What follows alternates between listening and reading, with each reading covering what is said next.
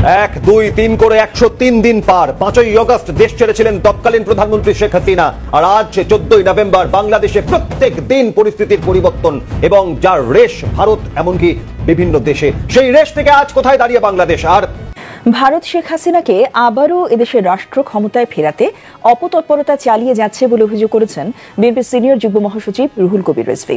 আর ভারতীয় মিডিয়াগুলো সেই ষড়যন্ত্র বাস্তবায়নে অপপ্রচার শুরু করেছে বলেও মন্তব্য করেন। দুপুরে Dozens of dead bodies are pulling out from the Gণভবন, the official residence of Prime Minister. Sheikh হাসিনার পতনের পেছনে যুক্তরাষ্ট্রের হাত রয়েছে। শেখ হাসিনার বরাত দিয়ে ভারতীয় গণমাধ্যমে এমন খবর চাউর হয়। এবার মার্কিন গণমাধ্যম ওয়াশিংটন পোস্টের আর আমার তো আসলে সময় হয়ে গেছে, এখন বিদায় নেওয়ার জন্য আমি প্রস্তুত। বাংলাদেশের ক্ষমতাচ্যুত প্রধানমন্ত্রী শেখ হাসিনার ওপর চাপ প্রয়োগ বন্ধ করতে যুক্তরাষ্ট্রকে আহ্বান করেছিল ভারত। হাসিনা ক্ষমতাচ্যুত হওয়ার 1 বছর আগে থেকে যুক্তরাষ্ট্রের কাছে এই আসসালামু আলাইকুম। শেখ হাসিনা সরকার পালিয়ে যাওয়ার পর বর্তমানে ক্ষমতায় আছেন অন্তর্বর্তী সরকারের প্রধান উপদেষ্টা নবরজয়ী ডক্টর মোহাম্মদ ইউনূস। আর এই ডক্টর মোহাম্মদ ইউনূস ক্ষমতা থাকালীন আজকে সারা বাংলাদেশে যেসব ঘটনা ঘটেছে তার মধ্যে থেকে আমি আপনাদেরকে এমন কিছু গুরুত্বপূর্ণ ভিডিও ফুটেজ দেখাবো যা দেখলে আপনারা সত্যি রীতিমতো অবাক হয়ে যাবেন। তাই বলছি সম্পূর্ণ ভিডিও জুড়ে আমার সাথে থাকবেন, তাহলে সবকিছু বুঝতে পারেন ইনশাআল্লাহ। ভিডিওতে চলে যাবো তার আগে আপনাদের কাছে ছোট রিকোয়েস্ট, আপনি যদি আমার চ্যানেলের দর্শক হয়ে থাকেন তাহলে চ্যানেলটি সাবস্ক্রাইব করে পাশে থাকা বেল আইকনটা বাজিয়ে দিয়ে বলবেন না। আর যারা অলরেডি আমার চ্যানেলটি সাবস্ক্রাইব করেছেন তাদেরকে জানাই অসংখ্য ধন্যবাদ। তো দর্শক চলুন আজকে সেই কাঙ্ক্ষিত ভিডিও ফুটেজগুলো আমরা ধারাবাহিক পর্যায়ক্রমে কয়েকটি ভিডিও ফুটেজ প্রমাণ সহকারে দেখে আসি। 1 2 3 করে 103 দিন পার। 5ই আগস্ট দেশ ছেড়েছিলেন তৎকালীন প্রধানমন্ত্রী শেখ হাসিনা, আর আজ 14ই নভেম্বর বাংলাদেশে প্রত্যেক দিন পরিস্থিতির পরিবর্তন এবং যার রেশ ভারত এমনকি বিভিন্ন দেশে। সেই রেশ থেকে আজ কোথায় দাঁড়িয়ে বাংলাদেশ? আর 103 দিন 5ই আগস্টের পর থেকে ধারাবাহিক পরিস্থিতির পরিবর্তন প্রতি মুহূর্তে নজর রেখেছিলেন চিফ রিপোর্টার সত্যজিৎ মুখোপাধ্যায়। আর জিরো আওয়ারে স্বাগত, আমি অভিক বসু, সঙ্গে রয়েছেন চিফ রিপোর্টার, এবং সেখান থেকে আজ বোঝার চেষ্টা করব যে হাসিনার বিরুদ্ধে ইন্টারপোলের দ্বারস্থ এবার বাংলাদেশ সরকার। রেড কর্নারের নোটিশ জারির আবেদন, কার্যত ভারতকেই এভাবে হুঁশিয়ারি মোহাম্মদ ইউনূস সরকারের। 18ই নভেম্বরের মধ্যে হাসিনাকে প্রত্যর্পণ করবে ভারত। নয়াদিল্লির সঙ্গে যোগাযোগ রাখছে বিএনপিও। অশান্ত বাংলাদেশে জ্বলছে পার্বত্য চট্টগ্রাম। ইয়োকের মতো এবার দাবি উঠেছে স্বাধীন চট্টগ্রামের।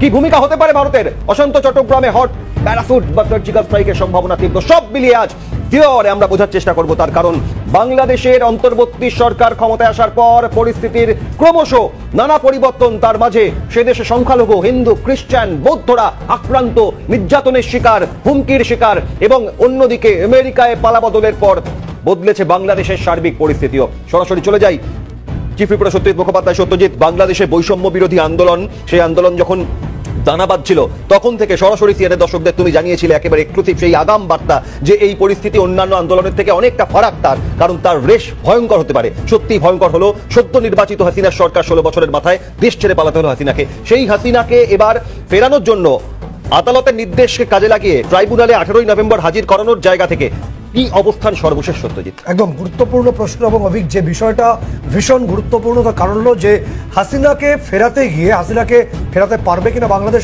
এত লক্ষ টাকার প্রশ্ন। কিন্তু কার্যত ভারতকে চমকানোর পথে এভাবেই বলতে বাধ্য হচ্ছে মোহাম্মদ ইউনূস অনেকটা মোহাম্মদ খলজির মতো ভূমিকা নিয়েছেন বলে একটা বড় অংশ বা আন্তর্জাতিক স্তর মনে করছে।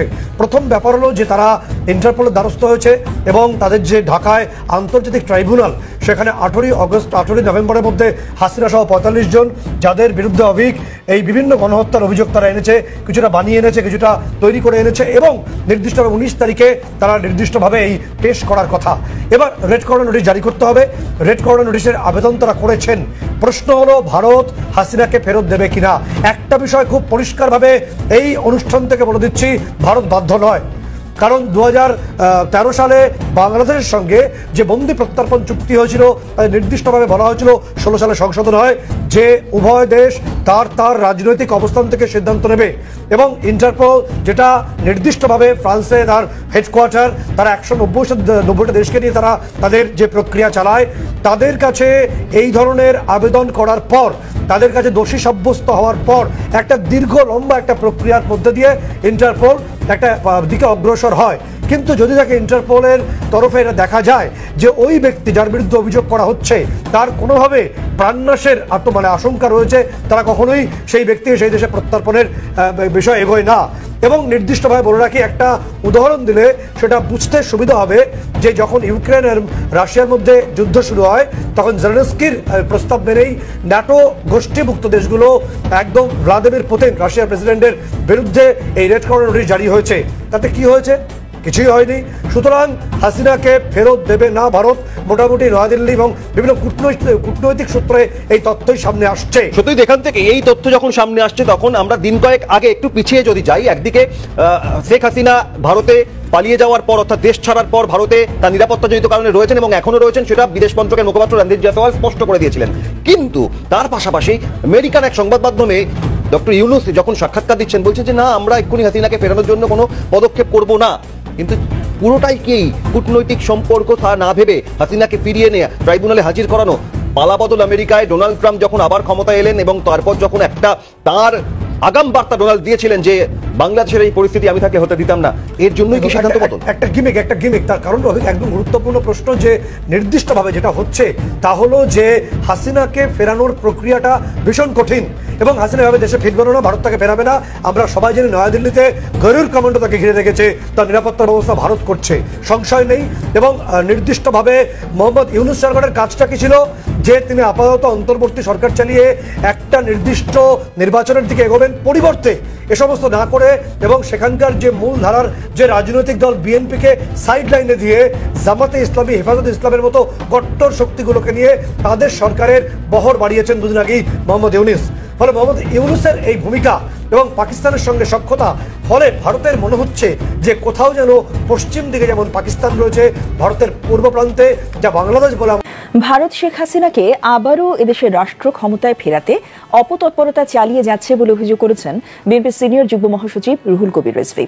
আর ভারতীয় মিডিয়াগুলো সেই ষড়যন্ত্র বাস্তবায়নে অপপ্রচার শুরু করেছে বলেও মন্তব্য করেন। দুপুরে লালমনিরহাট জেলা বিএনপি আয়োজিত অনুষ্ঠানে তিনি এসব কথা বলেন। আমরা প্রতিদিন পার্শ্ববর্তী দেশ ভারতে তাদের যে মিডিয়া যে ধরনের অপপ্রচার করা হচ্ছে, স্বাধীন সার্বভৌমত্বে যদি বিশ্বাস করতে বাংলাদেশ একটি স্বাধীন রাষ্ট্র, বাংলাদেশ একটি সার্বভৌম রাষ্ট্র, তাহলে পার্শ্ববর্তী দেশ এই ধরনের। তো সম্মানিত দর্শক, আশা করছি আপনারা সম্পূর্ণ ভিডিও ফুটেজটা মনোযোগ সহকারে দেখেছেন। অন্তর্বর্তী সরকারের প্রধান উপদেষ্টা নোবেলজয়ী ডক্টর মোহাম্মদ ইউনূস ক্ষমতা থাকালীন আজকে সারা বাংলাদেশে কি আছে তাও বুঝতে পেরেছেন। এই বিষয়ে আপনাদের মতামত অবশ্যই কমেন্ট করবেন। চলুন আমরা এই বিষয়ে আরো একটা ভিডিও ফুটেজ প্রমাণ সহকারে ধারাবাহিক পর্যায়ক্রমে দেখে আসি। আর আমার তো আসলে সময় হয়ে গেছে, এখন বিদায় নেওয়ার জন্য আমি প্রস্তুত। বাংলাদেশের ক্ষমতাচ্যুত প্রধানমন্ত্রী শেখ হাসিনার উপর চাপ প্রয়োগ বন্ধ করতে যুক্তরাষ্ট্রকে আহ্বান করেছিল ভারত। হাসিনা ক্ষমতাচ্যুত হওয়ার এক বছর আগে থেকে যুক্তরাষ্ট্রের কাছে এই তদবির শুরু করে মোদী সরকার। মার্কিন সংবাদ মাধ্যম ওয়াশিংটন পোস্টের এক প্রতিবেদনে এ তথ্য জানা যায়। সংবাদ মাধ্যমটি বলছে, গেল জানুয়ারিতে দ্বাদশ জাতীয় সংসদ নির্বাচনের আগে মার্কিন কূটনীতিকরা বিরোধী দলের নেতাকর্মীদের গ্রেপ্তারের জন্য হাসিনার সমালোচনা করেছিলেন। বিচার বহির্ভূত হত্যার অভিযোগে বাইডেন প্রশাসন পুলিশের কয়েকজন ঊর্ধ্বতন কর্মকর্তাদের ওপর নিষেধাজ্ঞা আরোপ করে। পাশাপাশি গণতন্ত্রকে ক্ষুণ্ণ করা ও মানবাধিকার লঙ্ঘনের সাথে জড়িত বাংলাদেশিদের ভিসা নিষেধাজ্ঞা আরোপ করার হুমকি দেয়। এছাড়া তৎকালীন রাষ্ট্রদূত পিটার হাস সহ অন্যান্য কর্মকর্তারা শেখ হাসিনার বিরুদ্ধে কঠোর অবস্থান নেয়ার পক্ষে যুক্তি দেন। আর এসব ঘটনার পর ভারতীয় কর্মকর্তারা যুক্তরাষ্ট্রের কর্মকর্তাদের সঙ্গে একাধিক বৈঠক করে। সেখানে বাংলাদেশ বিষয়ে যুক্তরাষ্ট্রের গণতন্ত্রপন্থী মন্তব্য কমানোর দাবি জানান। ভারতীয় কর্মকর্তাদের যুক্তি ছিল, বিরোধী দলকে উন্মুক্ত নির্বাচনের মাধ্যমে ক্ষমতায় আসার সুযোগ দিলে বাংলাদেশ ভারতের জাতীয় নিরাপত্তার জন্য হুমকি হয়ে উঠতে পারে। এছাড়া সেখানে থাকা ইসলামপন্থী গোষ্ঠীগুলোর কর্মকাণ্ড বেড়ে যেতে পারে। পাশাপাশি ভারত পশ্চিমা দেশগুলোকে সতর্ক করেছিল যে বিএনপি ক্ষমতায় এলে বাংলাদেশ নতুন আফগানিস্তানে পরিণত হতে পারে। অতীতে শেখ হাসিনার প্রতিদ্বন্দ্বীরা অস্ত্র পাচার করে ভারতীয় ভূখণ্ডে আক্রমণ করার পরিকল্পনা করেছিল। পাশাপাশি জামায়াতে ইসলামী বাংলাদেশে ক্ষমতায় আসতে পারে, এ বিষয়ে ভারত বেশ উদ্বিগ্ন ছিল। ভারতের পররাষ্ট্রমন্ত্রী এস জয়শঙ্কর এবং প্রতিরক্ষা মন্ত্রী রাজনাথ সিং গেল নভেম্বরে মার্কিন পররাষ্ট্রমন্ত্রী অ্যান্টনি ব্লিংকেন এবং প্রতিরক্ষা মন্ত্রী লয়েড অস্টিনের সাথে এসব বিষয় নিয়ে বৈঠক করেন। পাশাপাশি ভারতের জাতীয় নিরাপত্তা উপদেষ্টা অজিত দোভালও ওয়াশিংটন সফরকালে গুরুত্বপূর্ণ ভূমিকা পালন করেন। ওয়াশিংটন পোস্ট বলছে, ভারতের এইসব অনুরোধের পরিপ্রেক্ষিতে শেষ পর্যন্ত বাইডেন প্রশাসন বাংলাদেশ ইস্যুতে সমালোচনা কমিয়ে দেয়, শেখ হাসিনা সরকারের বিরুদ্ধে পরবর্তী নিষেধাজ্ঞার হুমকি স্থগিত করে। ছাত্র জনতার বিক্ষোভে গেল ৫ আগস্ট পদত্যাগ করে দেশ ছাড়েন বাংলাদেশের সাবেক প্রধানমন্ত্রী শেখ হাসিনা। বর্তমানে তিনি ভারতে অবস্থান করছেন। আন্তর্জাতিক ডেস্ক, 52 টিভি।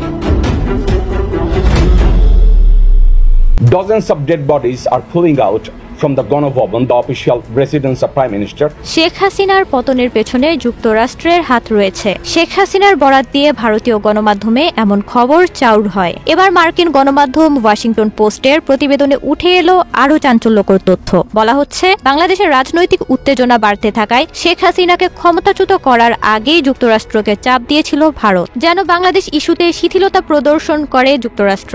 একের পর এক বৈঠকে ভারতীয় কর্মকর্তারা দাবি করেন যে বাংলাদেশ নিয়ে যুক্তরাষ্ট্র যেন তাদের গণতন্ত্রপন্থী বক্তব্য কমিয়ে দেয়।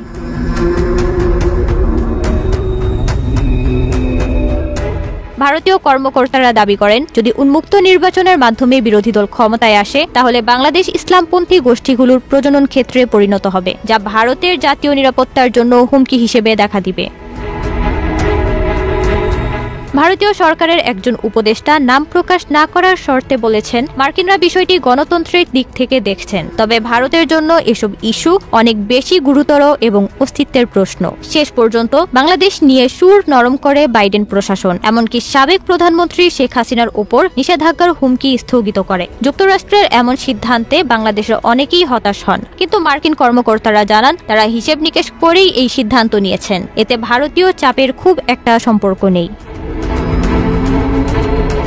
প্রতিবেদনে উল্লেখ করা হয়, মার্কিন গণতন্ত্র সাবেক প্রধানমন্ত্রী শেখ হাসিনাকে জানুয়ারিতে অনুষ্ঠিত নির্বাচনের আগে তার প্রতিদ্বন্দ্বী ও সমালোচকদের কারাগারে পাঠানোর দায় প্রকাশ্যে হেনস্থা করেছিল। এমনকি বাইডেন প্রশাসন গণতন্ত্রকে ক্ষুণ্ণ করা ও মানবাধিকার লঙ্ঘনকারী বাংলাদেশিদের উপর ভিসা বিধিনিষেধ আরোপের হুমকি দিয়েছিল। কারণ হিসেবে বলা হয়েছিল, শেখ হাসিনার নেতৃত্বে একটি বাংলাদেশি পুলিশ ইউনিট বিচার বহির্ভূত অপহরণ ও হত্যাকাণ্ডে জড়িত ছিল।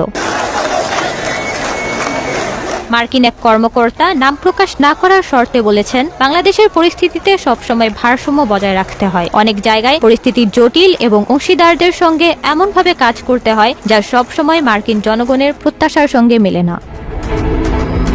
নওরিন নাওয়ার, প্রবাস খবর।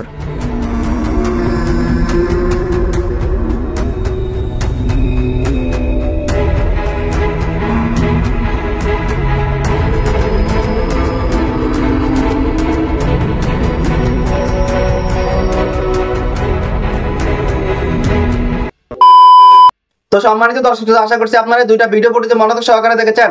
অন্তর্বর্তী সরকারের প্রধান উপদেষ্টা ডক্টর মোহাম্মদ ইউনূস ক্ষমতা থাকাকালীন আজকে সারা বাংলাদেশে কি হচ্ছে তাও বুঝতে পেরেছেন। এই বিষয়ে আপনাদের একটু গুরুত্বপূর্ণ মতামত অবশ্যই কমেন্ট করবেন। আজ এ পর্যন্তই, দেখা হচ্ছে অন্য একটি ভিডিওতে। সে পর্যন্ত সবাই ভালো থাকবেন, সুস্থ থাকবেন। আল্লাহ হাফেজ।